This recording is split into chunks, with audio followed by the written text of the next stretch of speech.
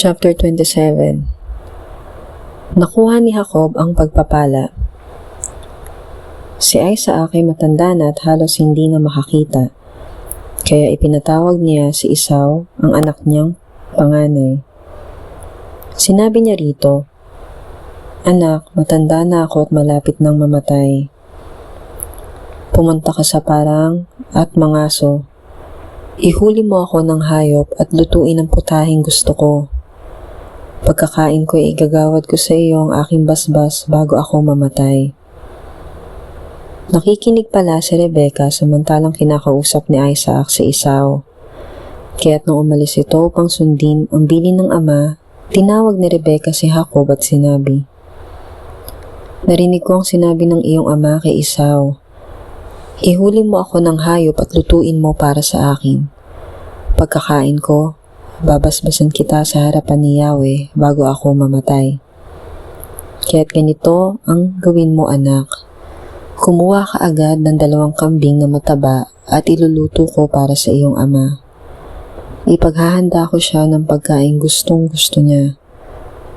At ipakain mo sa kanya upang ikaw ang mabigyan ng basbas bago siya mamatay." Ngunit sumagot si Jacob sa kanyang ina, "Balbon po si Esau samantalang ako'y hindi. Malalaman ng aking ama na nilinlang ko siya kaya pag ako'y kanyang nahipo, susumpain niya ako sa halip na basbasan." Sumagot ang ina, "Hayaan mong sa akin tumalab ang anumang sumpa niya. Basta't sumunod ka, anak. Ako na ang bahala. Kumuha ka na ng kambing." Kumuha nga si Jacob ng kambing at iniluto ng kanyang ina ang putahing gustong gusto ng kanyang ama. Binihisan ni Rebecca si Jacob ng pinakamagarang damit ni Esau na nakatabi sa bahay. Ang mga braso at leg ni Jacob na walang balahiboy, binalutan niya ng balat ng kambing. Pagkatapos, ipinadala sa anak ang putahe na may kasama pang tinapay na niluto rin niya. Lumapit si Jacob kay Isaac. "Ama," sabi niya. "Sino ka ba?" tanong nito. "Ako po si Esau," sagot ni Jacob. "Nagawa ko na pong inyong iniuutos sa akin. Narito na pong gusto ninyong pagkain. Bumangon na kayo at kainin na ninyo ito nang ako'y mabasbasan na ninyo pagkatapos." "Napakadali mo naman yatang nakahuli," tanong ni Isaac. "Tinulungan po ako ni Yahweh na inyong Diyos," sagot ni Jacob. Nagtanong muli si Isaac, "Ikaw ba talaga si Esau? Lumapit ka nga rito nang matiyak ko kung ikaw nga." Lumapit naman si Jacob at siya hinawakan ng ama. Kay Jacob ang tinig, ngunit ang bisig ay parang kay Esau, wika ni Isaac. Hindi niya nakilala si Jacob sapagkat ang mga bisig nito ay mabalahibo ring tulad ng kay Esau. Babasbasan na sana ni Isaac si Jacob, ngunit muli pang nagtanong, "Ikaw nga ba si Esau?" "Ako nga po," tugon ni Jacob. Kaya't sinabi ni Isaac, "Kung gayon, akin na ang pagkain at pagkakain ko'y babasbasan kita." Iniabot ni Jacob ang pagkain at binigyan din niya ng alak. "Halika anak at hagkan mo ako," sabi ng ama. Nang lumapit si Jacob upang hagkan ng ama, naamoy nito ang kanyang kasuotan, kaya't siya'y binasbasan. "Ang masamyong halimuyak ng anak ko, ang katulad ay samyo ng kabukirang si Yahweh ang nagbasbas. Bigyan ka nawa ng Diyos ng hamog buhat sa itaas, upang tumaba ang lupa mo at ikaw na may makaranas ng saganang pag-aani at katas ng ubas. Hayaan ng mga bansay gumalang at paalipin. Bilang pinuno, ikaw ay kikilalanin. Igagalang ka ng mga kapatid mo, mga anak ng iyong ina ay yuyuko sa iyo. Sila nawang sumusumpa sa iyo ay sumpain din, ngunit ang nagpapala sa iyo ay pagpalain. Matapos igawat ni Isaac ang kanyang basbas, umalis si Jacob.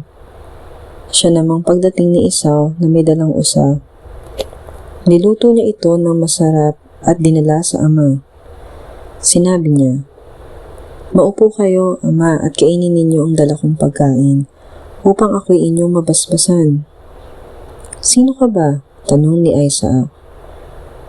"Si Esau po, ang inyong panganay," tugon naman niya.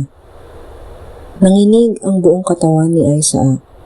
Sabi niya, "Kung gayoy, sino ang naunang nagdala sa akin ng pagkain? Katatapos ko lang kumain nang ikay dumating.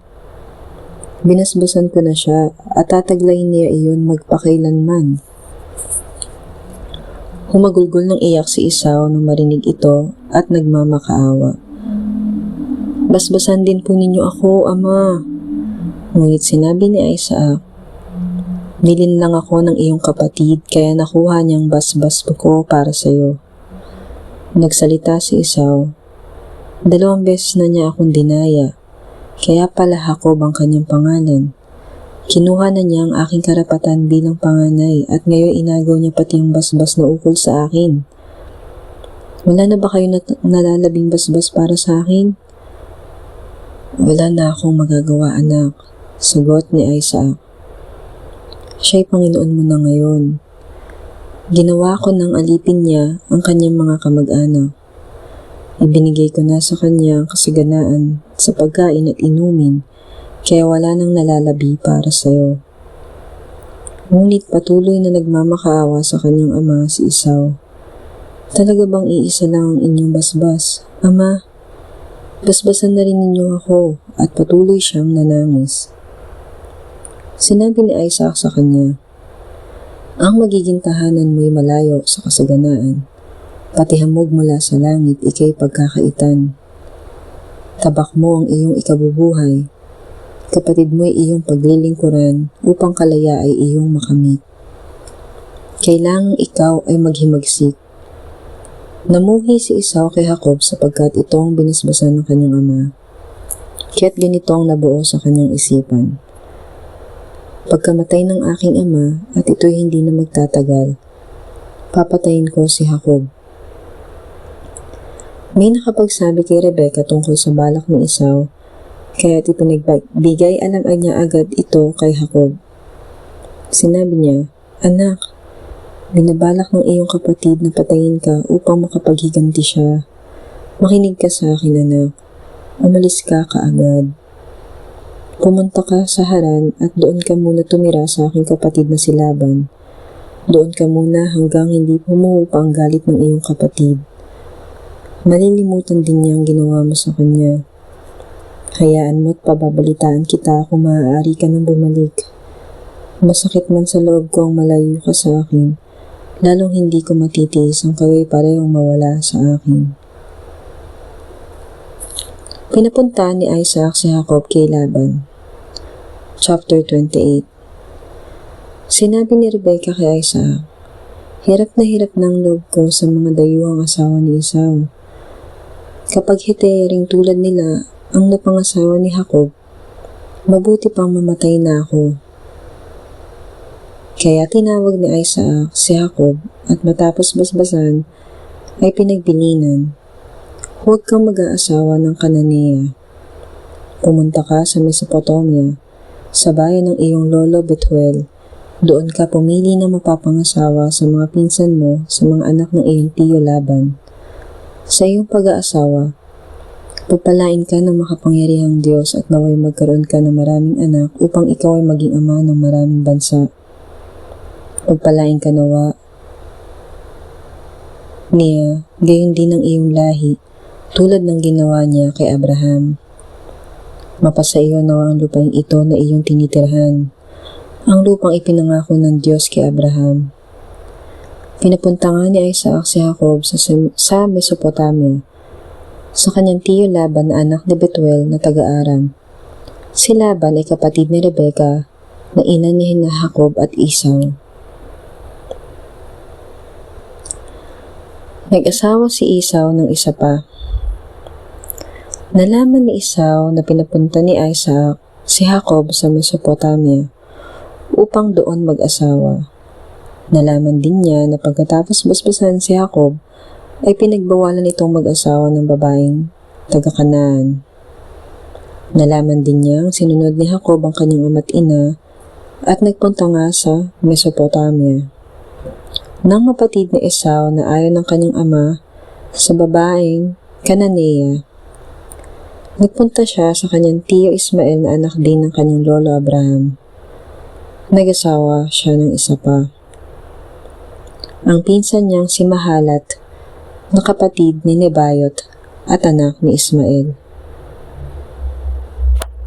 Nanaginip si Jacob sa Bethel. Umalis nga si Jacob sa Beerseba at nagpunta sa Haran. Inabot siya ng paglubog ng araw sa isang lugar at minabuti niyang doon na magpalipas ng gabi. Isang bato ang inunan niya sa kanyang pagtulog. Nang gabing iyon, siya'y nanaginip. May nakita siyang hagdan na abot sa langit at nagmamanhik manaog doon. Ang mga anghel ng Diyos. Walang ano-ano'y nakita niya si Yahweh sa tabi niya. Wika sa kanya, "Ako si Yahweh, ang Diyos ni Abraham at ni Isaac. Ang lupang ito na iyong hinihigan ay ibibigay ko sa iyo at sa iyong lahi. Darami sila na parang alikabok sa lupa at lalaganap sila sa 4 na sulok ng daigdig. Sa pamamagitan mo at ng iyong lahi ay pagpapalain ang lahat ng bansa. Tandaan mo, susubaybayan kita at ipagtatanggol saan ka man magpunta, at ibabalik kita sa lupaing ito. Hindi kita iiwan hanggang sa matupad ang lahat ng sinabi ko sa iyo." Nagising si Jacob at ang sabi, "Hindi ko alam na narito pala si Yahweh. Nakakapangilabot ang lugar na ito. Tiyak na ito ang tahanan ng Diyos at ang pintuan ng kalangitan." Maagang gumising si Jacob ng umagang iyon. Kinuha niya ang inunang bato at itinayo bilang isang alaala. Binuhusan niya ito ng langis at itinalaga sa Diyos. Tinawag niyang Bethel ang lugar na iyon na dati tinatawag na Luz. Nangako si Jacob ng ganito, "O Yahweh, kung ako'y sasamahan ninyo at iingatan sa paglalakbay na ito, makakainin at dadamitan, at makakabalik na muli sa bahay ng aking ama, kayo po ang aking magiging Diyos. Sasambahin kayo sa lugar na ito na pinagtayuan ko ng batong alaalang ito, at ibabalik ko sa inyo ang 10 bahagi ng lahat ng ipinagkakaloob ninyo sa akin."